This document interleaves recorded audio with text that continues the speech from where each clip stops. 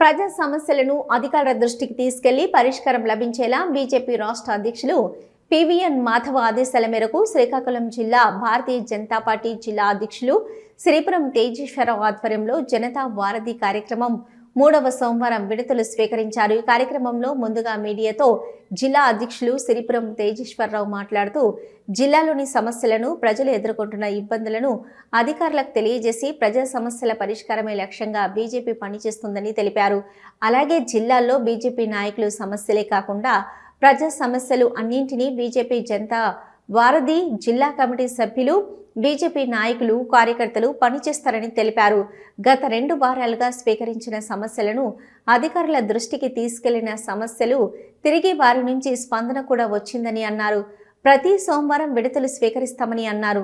అనంతరం జిల్లా పరిషత్లో జిల్లా కలెక్టర్కు సమస్యలతో కూడిన దరఖాస్తులు సుమారుగా 20 అందించినట్టుగా తెలిపారు. ఈ కార్యక్రమంలో శ్రీపురం తేజేశ్వర్తో పాటు పలువురు బీజేపీ ముఖ్య నాయకులు పాల్గొన్నారు.